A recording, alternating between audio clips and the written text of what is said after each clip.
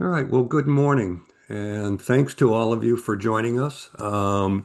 This is going to be about a half hour, and we may go a little bit longer. And the topic's going to be, very specific tactics that you can put in place that can help change the game for you to get more activity going in your job search. Now, I am recording this session and I will make it available on my YouTube channel for everybody to view. Tomorrow or the next day, I will send out an email once I've got it uploaded so that you and other people that you may know that are in a job search can go and view it. Okay, so before I get into the specifics of this presentation, let me first apologize and tell you that I'm not going to share with you 7 job search game changers. I'm actually going to be sharing with you 8. I've gone ahead and added an additional one here that I think is going to be relevant for a lot of you. So we've got a lot of material here to cover. Just so that all of you know, I have muted everybody's mic, so you won't have an opportunity to ask questions. But after the event is over, you're all welcome to email me at martygilbert1@gmail.com with specific questions that you might have. And of course, I'll have a chance here to tell you a little bit some of the additional services that are available through the North Shore Executive Networking Group. One is for those of you that have not yet become members, I encourage you to do so because the membership is absolutely free.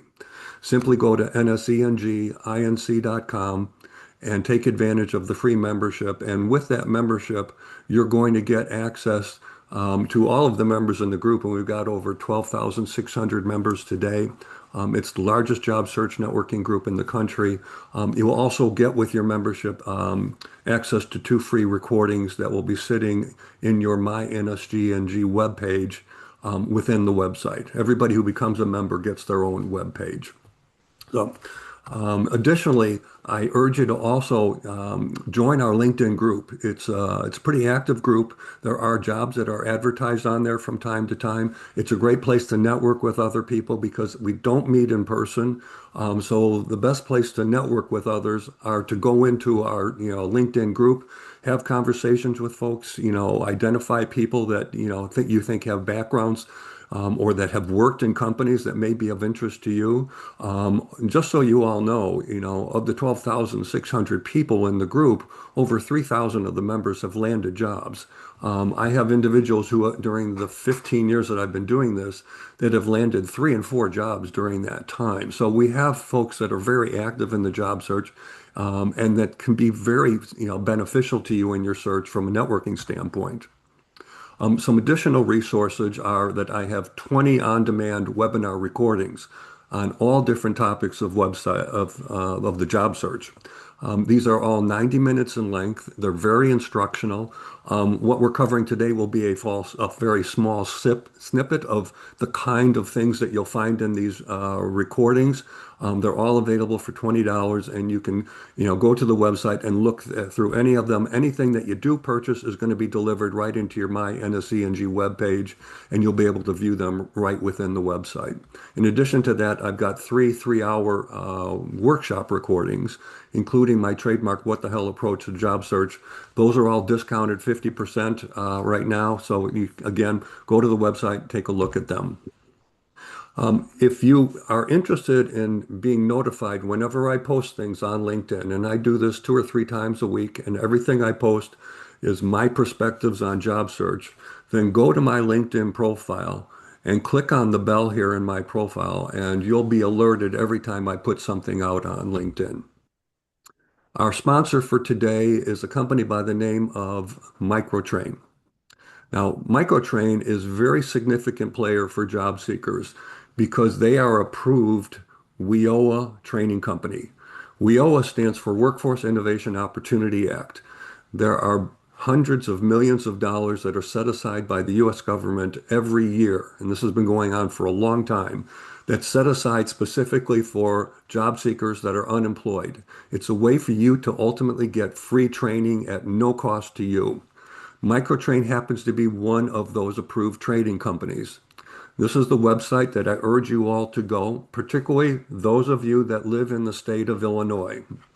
microtrain.net/NSENG. This is a special landing page for NSENG members, and you can see, a portfolio of all the different training programs that they offer. Now, how can they offer these for free? Well, because our government has set aside a huge fund of money for job seekers that are unemployed, because Microtrain is an approved WIOA training company, if you find a training program that's of interest to you that's offered by Microtrain, they're going to get paid by the government, which means they can pass that on to you. So don't worry, they're getting paid. They can provide that training to you at no cost, and typically it's anywhere between $5,000 and $10,000 worth of free training. These are just a few examples of some of the training courses that they provide to individuals, and we've had hundreds of people within NSENG take advantage of this training program. Now, for those of you that don't live in the state of Illinois, no need to worry because there are other companies like Microtrain that can provide this kind of training as well. I urge you to go on to Google. Ah, I urge you to go on to Google, do a search, put in WIOA training companies, and you'll find some companies in your area that provide this kind of opportunity for you.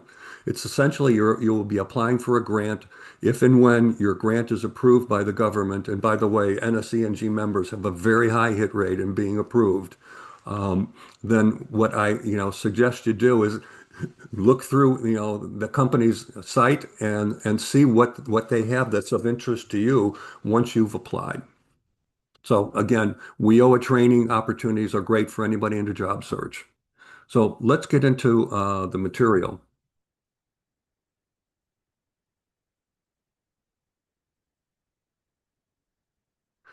Two critical behaviors that every job seeker needs to exhibit. One is persistence. You've got to be willing to always keep moving forward, keep trying new things, try, and experiment with things that you've never done before. But the second is resilience because there are always going to be disappointments. There are going to come times when you think you're going to get a job offer on Friday and that day comes and goes and the next Friday comes and goes. You've got to be able to pick yourself back up and continue on with the same positive attitude that you had when you started. Just know that people that get ahead in their job search are folks that are always putting themselves out there. That's why networking is such an important part of a job search, and it's why networking represents 95% of most of the hiring. I take that back, 75% of all the hiring that takes place. Anybody who lands a job 3 out of 4 times got that job because they got introduced into a company that they otherwise couldn't have gotten to on their own. So these are the 8 job search game changers that I'm going to be covering with you. We'll dig into each one of them. Some of them we're going to go through a little bit quicker than others. So let's start at the very top. Develop a message map. Now, one of the shortcomings that a lot of people I have found in a job search have problems with is their ability to express their value. In fact, when I conduct polls on LinkedIn, and I do these from time to time, and I have from year to year have consistently asked people, what's your biggest challenge in your job search? And I'll typically give them 4 choices. The most difficult one that people find consistently is the ability to effectively express their value. Now, that's a huge problem because your value is what companies are buying into, what it is that you can provide to them that has value to them. And if you can't express it well, you're not going to have a strong resume, you're not going to have a strong LinkedIn profile, and you're not going to come across effectively in your interviews. So this is just a small example. This is for somebody that I've worked with who was in sales management. We identified the different areas of their background where they brought experience and strength. Direct sales, channel partner management, business to customer sales, business to consumer, tech sales, online sales. And then what we then did was listed out 1, 2, or 3 achievements in each one of these buckets. Every one of you needs to go through this process for the areas where you have experience. because it's going to enable you to then put together the kind of value proposition and that summary that sits at the top of your resume, which is probably anywhere from 70 to 95 words. It's the most highly read area of your resume. The about section in your LinkedIn profile is the most highly read part of your profile. It's got to be strong and it's got to come out of the gates with an enticing offer to anybody that might be looking for someone with your background. I think if you take this kind of an inventory and identify the things you've done in your past that fall within the various areas that are likely to be some of the areas of expertise needed for the kinds of roles that you're going to go after, now you've got the ability to condense it down into a value proposition summary that enables you to deliver a dynamic elevator pitch. This is an important part of also writing email cover letters and interviewing so that you can line up very specific experiences and achievements in your past that are relevant to each of the key requirements in any given job description. It's also important in going after the hidden job market because we know so many jobs are not advertised on LinkedIn, they're not advertised on Indeed. And the fact is that if you can pique people's interest by the things that you've done through the accomplishments in each one of the different areas where you're trying to pursue opportunities that align with key requirements, this will always make you a stronger contender. Number two, so much of the job search is about prioritizing your time. Now, on the left-hand side of this slide is what I assess, having talked with hundreds of job seekers, is how many job seekers spend their time today. The vast majority of them get influenced by that shiny object, the online ad. Whether it's on LinkedIn, it's on Indeed, it's on Career Builder or ZipRecruiter, many people think the best way to get your next job is by answering as many online ads as you can. It's a huge mistake. This is an area that people need to spend more and more of their time. Networking meetings, having networking calls. Because if 3 out of every, individuals that are hired happen because somebody networked or referred them into a company, why wouldn't you want this to become a more dominant piece of what you do? Now, people will post things on LinkedIn, but I don't see a lot of job seekers doing this with any consistency. Some people will spend, obviously, time continuing to grow out their target company list, and that's a critical piece of any search. And then emailing out to companies that don't have jobs. Not a lot of job seekers do this. So as I look at how I think you should be spending your time, this vast amount of time that I see a lot of people spending on answering online ads should be no more than 10 or 15% of your job search week. Answering online ads is easy. It shouldn't take up much time. But the more important aspects are always going after companies that are of interest to you, that are in your industry, or where you bring strength that don't have advertised jobs. Many of them are looking for people. And with a great email cover letter, you can create an opportunity for yourself, whether it's at senior levels or it's at more junior roles. Obviously, a big piece of this is having the networking conversations, the networking Zoom calls that are people that can ultimately introduce you into folks. And we're going to talk. One of the things we that I mentioned on the front end was, how do you make it easy for your network to say yes? That was one of the 8 that I mentioned. We'll talk about that in further detail. And of course, part of that is also always researching more and more companies. And I encourage people to get active on LinkedIn. It's a great way for people to get more familiar with who you are as a person.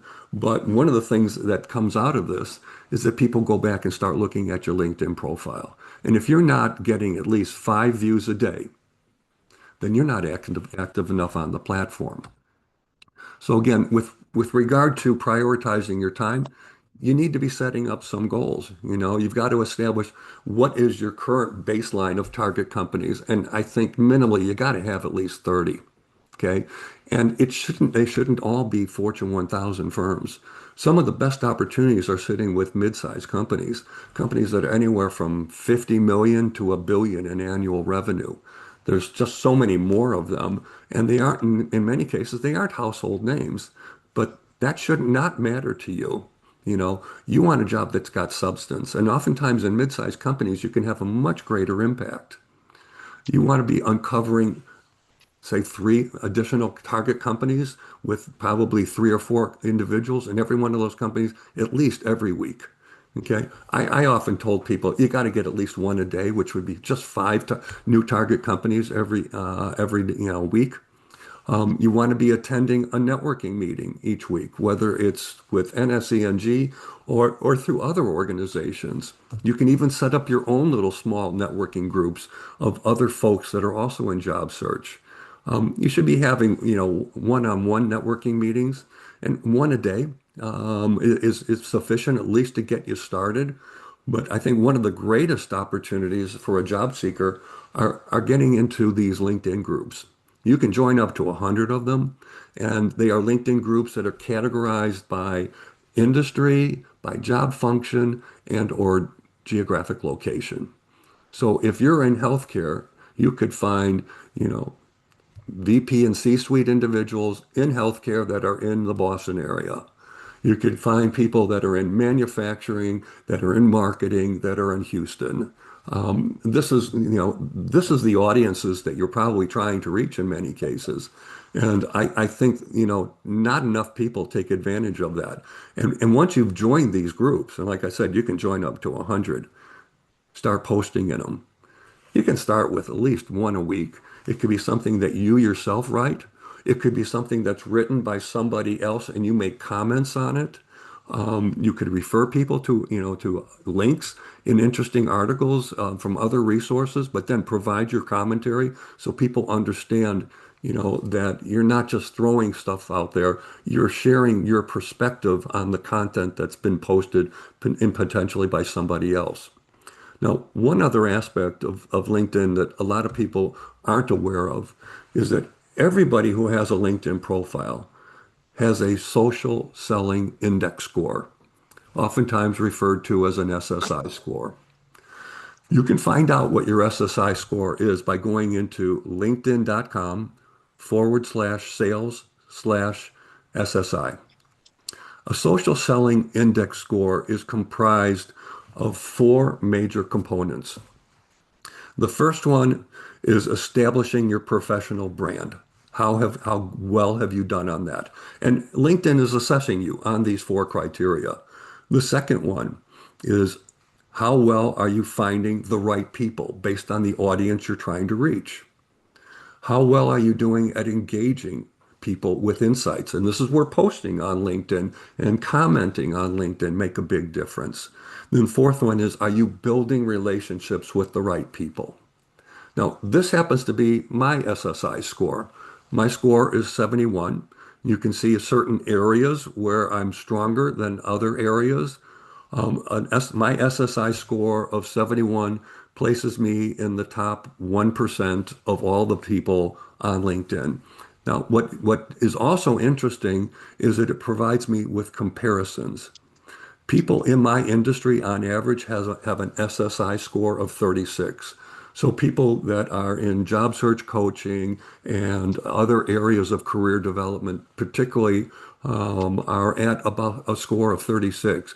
And they look at the 30,000 LinkedIn connections that I have, and my average connection has a SSI score of about 41. So I'm doing rather well, but it's in part because I'm somewhat active on the platform. I've joined groups. I'm not looking for a job, but I'm promoting my services and NSENG onto this. And just because you aren't promoting a product or a service, you are promoting yourself. And that's what so many people on LinkedIn are doing. And so I think that, just for your own curiosity, find out what your SSI score is. And it will tell you where you rank, amongst other people that also have platforms, have profiles on the platform. It'll give you a benchmark. Again, prioritizing your time is so important to the job search because it's really easy to get derailed. So, small example here. If you email a networking contact on a Monday of week one, maybe you have end up having a call with that person on Wednesday of that week.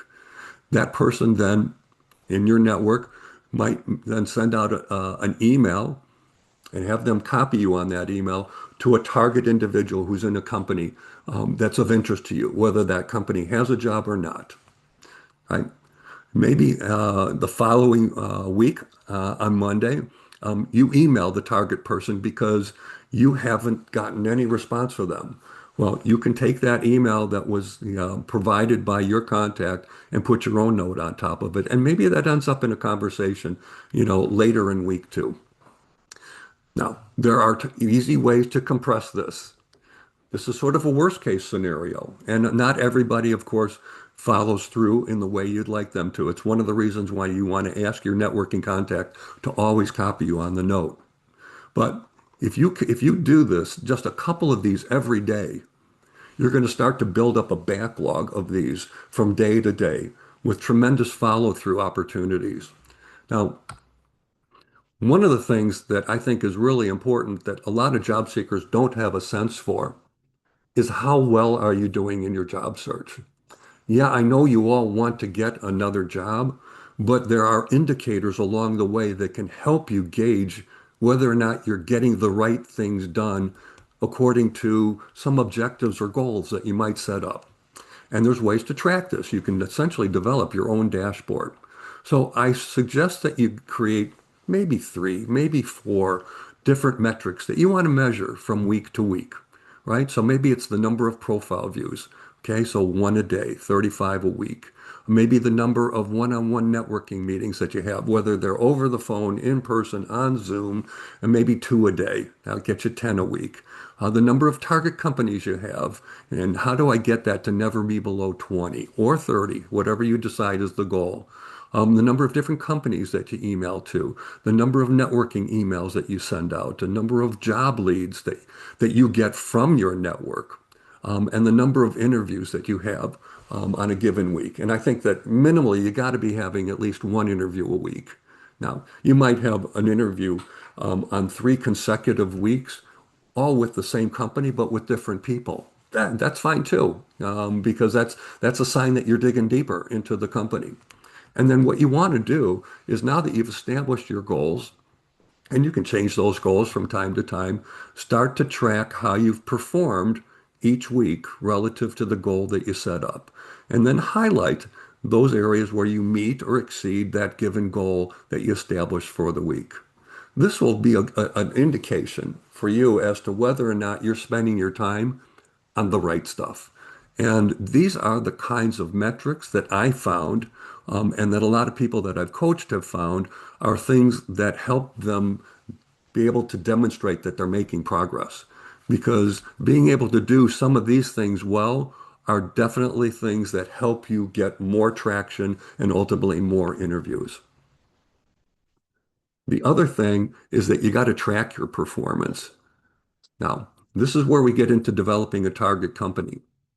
And target company lists are so important. And you should develop by industry, all the companies that are of interest to you in that industry. And then you got to find three, four, five, or more people inside every one of these target companies. And this is nothing more than a simple spreadsheet. And for every given company, list out the people that you want to be able to reach out to. Keep a record like this. It doesn't have to be fancy. It's nothing more than an Excel spreadsheet. And then keep a record of all the activities you've had with each person, what you did, when you did it. And in some cases, you're going to want to plug reminders into your calendar so that if something requires a follow-up email or a follow-up phone conversation, don't lose sight of it because this is the engine behind your job search. This is what's going to get you more and more visibility. It's what's going to get you more activity with the kinds of companies that you want to get noticed in. Again, simple spreadsheet, target company list, by industry, and have at least three individuals inside each organization that you want to be targeting.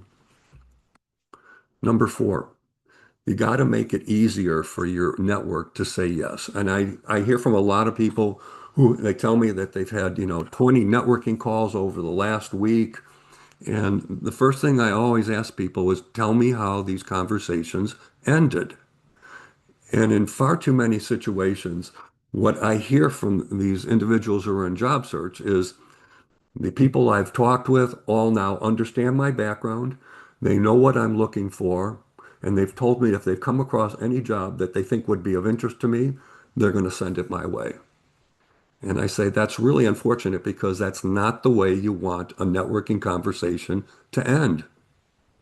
You want networking conversations to be able to deliver something to you right then and there, which means you've got to be able to tell your network up front, every one of these people, who it is in their network that you want to get introduced to. Now, there's a real easy way to do that. There's a feature called Connections Of on LinkedIn. It's a filtered search capability. So if you go into the search and go into all filters, you'll see in the drop-down menu, there's a selection there for Connections Of. Any person who was a first degree connection of theirs, you can filter on every one of their connections. So whether they've got 100 connections or 20,000 connections, it will take you all of 30 seconds to filter on every one of their connections that meet your criteria. Criteria by industry or by company or by geographic location or combinations of those. And so this is just an example of folks that I did connections of years ago when I was in a job search that were people that were located in a very specific geography in certain industries that had specifically president or CEO titles. It enabled me to then go to people in this case, this was one individual who was connected to all of these folks. I could then go to that individual and say, I've gone through all of your 15,000 LinkedIn connections, and I found 6 people that you're connected to that I would love to get an introduction to. Here's who they are. Do you know any of these folks well enough to make an introduction on my behalf? I never walked away empty-handed in these conversations. Some of these people were people that they worked with. Some of them were friends of theirs. Some of them were neighbors. You never know who people are connected to, but when you are networking, you've got to do the homework up front before you have the networking meeting. So you're going to have it with somebody that you're first degree connection with. Do that connections of capability. Get a list of the people that meet your criteria and then present them either through an email or you can do it on a Zoom call or over the phone. You can tell them who the people are. What's really nice about this is that there's no mistaking who these people are because I simply took screenshots of, the upper portion of their profile. It shows their picture, their name, their title. There's no mistaking that this is somebody you're connected to. And if any of these people you know well enough, I'd appreciate if you'd make an introduction. The next step is you got to make it real easy for them to say sure, because so many people think that making an introduction involves a lot of their time. And I'm going to show you how it will take not more than 2 minutes of their time to make any single introduction on your behalf.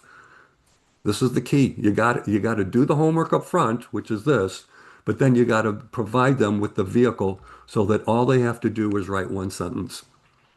So you send that person in your network an email like this. In follow up to our conversation, I'd appreciate it if you could introduce me to Jane Jones at XYZ Education Incorporated, as I believe my EdTech sales experience aligns well with the company's product offerings. My resume is attached, and here are a few highlights from my background that I think may be of interest to the company.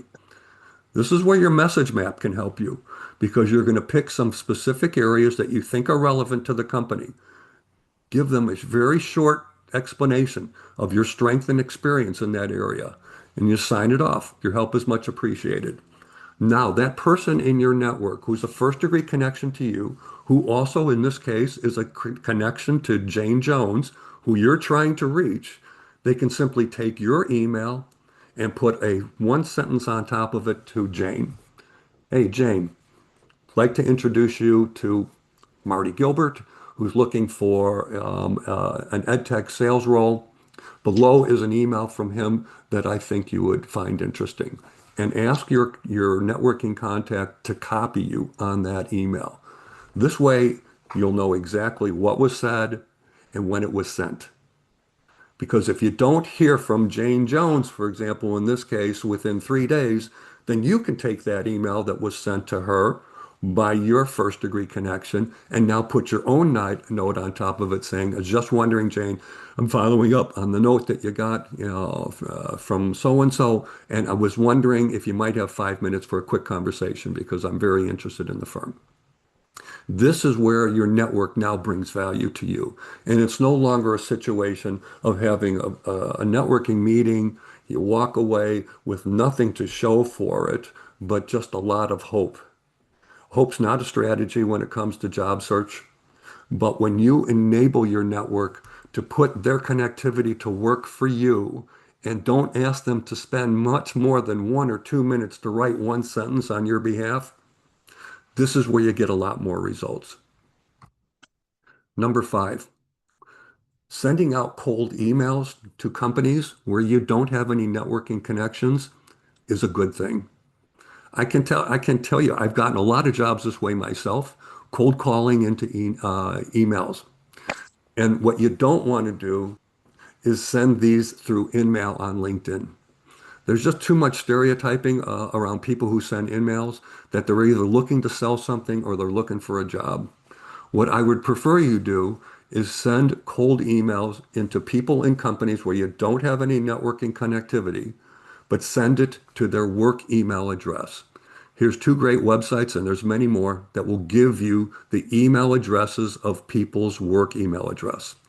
Hunter.io, rocketreach.co. You can go into either one of these. They both give you a number of free searches, and you can plug in the name of the company, and Well, it will then give you examples of people's what email is it? address. You didn't eat your lunch. Not yet. I'm going to come in in Can I few ask minutes. whoever is, please mute yourself? So take advantage of these because this is far more effective than trying to send something through LinkedIn. It just the read rate is low. But when you send something into people's place of work, you're going to get a lot more people reading what you had to say.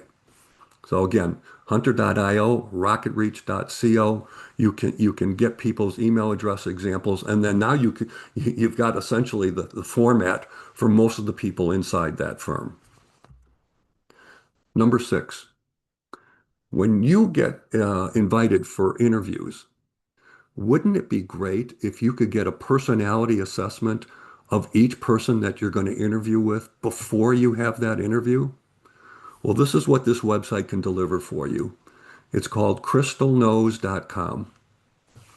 It uses a DISC assessment: dominance, influence, steadiness, and conscientiousness. You can go to this website and you get a bunch of free assessments. I think maybe it's 10 or so. You can do an assessment on yourself, but anybody who has a LinkedIn profile, you can get a personality assessment of them. Now, the assessment is only as good as the amount of content that's sitting in their LinkedIn profile. So in my case, my self-assessment said that I was a driver and a captain. And you can see there's a number of different criteria here. But then when I compared that versus other individuals, for example, here were my assessments on these different criteria. One was, risk tolerance. Another was trust, optimism, to being deliberate, a matter-of-fact person, autonomous, supporting, and there's a number of different criteria. I then took another individual who I wanted to get an assessment of so I could see where are our differences, but more importantly, what is this person like? So that if I was going through an interview, I would know going into it, this person likes to move at a fast pace. They're very expressive, okay? But they also happen to be very risk tolerant. And so they might be very open to somebody who's willing to take risks. It gives you a sense for what turns this person on. It also will tell you about their communication style, how they like to be communicated with, how they like to be sold, how they like to collaborate with people, and what they look for folks that they want to work with. Again, crystalknows.com. It's a great way to get an assessment of somebody before you ever walk in the door. Number seven, there's a very important question that should be asked during a job interview. It's a question that should be asked before the interview even starts, and it should be asked by you. This is really critical, and I'm going to show you why. So, the most important question for you to ask before that interview starts, okay, whether it's done on Zoom or if it's done in person, but particularly if you're talking to the hiring manager or the hiring manager's boss. The question is, before we get started, would you mind if I ask a quick question? Some people might say no because they go, we've only got 45 minutes and I've got a lot of questions. Can you hold it to the end? And you can do that, but it's always better to get this question answered on the front end if you can. Because the question you're going to ask is, what do you think are the three biggest challenges facing the individual moving into this position? And when they answer that, you now have the answers to the tests. This is like somebody sitting down in a test and sitting right alongside them are answers to every single question because they've just told you these are the three biggest criteria that our decision when it comes to hiring are going to be based on. And if you're well prepared for an interview and you've lined up all the key requirements and you have the various stories for every one of those key requirements that tie your achievements to those key requirements, you're going to be a much better interviewer. But you're going to also be able to pivot back to those three biggest challenges that they identified for you throughout the conversation. And if those are going to be the things that are going to weigh heaviest, wouldn't you like to be able to demonstrate you're a very strong individual and expert in each of those three areas? The last one here pertains to folks when you're interviewing and you are one of the two or three finalists. A quick and easy way to separate yourself from everybody else, and I've done this not only for myself, but for so many people that I've coached, is to set up a 90-day onboarding plan. Very few companies ask you to do this, and I know that job seekers, if they aren't asked to do it, they don't do it. But this is a way to separate yourself from the other finalists. Because when you are a finalist, and you probably have been through three, four, five or more rounds at this point, they realize that the two or three of you all can do the job. The question is, what makes one candidate better than another? And so much of it is chemistry, but this is a way in which to separate you from the others because the others won't be doing this. You can create a 90-day onboarding plan for yourself. This particular example happens to be for an individual that was going after a vice president of marketing role. You decide what the tasks are and what the categories are. There's no right or wrong answers here. Create the first 30, the second 30, and the third 30 days. And then identify some simple activities conducting meetings with the executive team. Okay. And again, these will vary from job function and depending upon your level in the company. What are the things that you want to do in the organization that you're going to be a part of? Maybe you're going to be leading it. What about the products? I want to learn the products. How are you going to interact with those? Maybe it's worthwhile for you to spend time out in the field. And then it's nothing more than a simple Gantt chart. But when you walk in with this, and again, there's no need to share this with anybody really other than the hiring manager and their boss. But it's oftentimes, can be very helpful depending upon what other, individuals you are interviewing during the process. Because if they are influential in the decision making, this is good because it shows that you're proactive, that you take the initiative, you already envision yourself in the job, you've got a process that has worked for you in the past, and you're ready to implement it from day one. And by the way, what does it tell them? That you can hit the ground running. And we like to hire people that can be proactive much quicker than everybody else. One of the biggest, shortcomings of so many US companies is that they think so short term. And when it comes to hiring, it's even more so. How can I find that great individual who can be extremely valuable right away? This is one way, very subtly, to help them ultimately come to that conclusion. Doesn't take long to create, but it can put you head and shoulders above your competition. And it's something that, every one of you can create literally within 30, 40 minutes. So these were the 8 job search game changers that I've identified with you today. Quite honestly, I've got 28 more easily. But I think these are good ones to focus on. Maybe some of them are ones that you're doing, but I've got to believe that there are plenty here that maybe not an everyday part of your practice. Before we close out, let me just share with you a couple reminders. If you're not yet a member of NSENG, I encourage you to go ahead and join the group. It's absolutely free. You get 2 webinar recordings and the opportunity to network with our 12,000 plus members. If you're not yet connected with me on LinkedIn, send me a LinkedIn connection and I'll give you access to my 30,000 connections. Join our LinkedIn group. It's separate and apart from joining on the website. Check out all the video and podcast interviewers I've done, and they're located under the About section of the homepage. Look at the 20 plus recordings that are available to you. And if any of you are thinking about the possibility of working with a coach, it's the biggest part of what I do. I've got job search coaching packages, and I work with people one-on-one where I can tailor it to whatever your needs might be. If this is something of interest to you, please just send me an email. Tell me you attended the session. Email me at martygilbert1@gmail.com, and we'll take 20 minutes to talk about your search and how I think I can help you. Again, I appreciate all of you taking the time to spend with us today. If you do have questions, feel free to reach back to me. And, the job search does not have to be something that you do all by yourself. Okay. We've got great people in this organization that are happy to help you. Everybody in this group either is currently in a job search or has been in one and are looking for ways in which to get reemployed. So take advantage of it and all the best to all of you. Take care.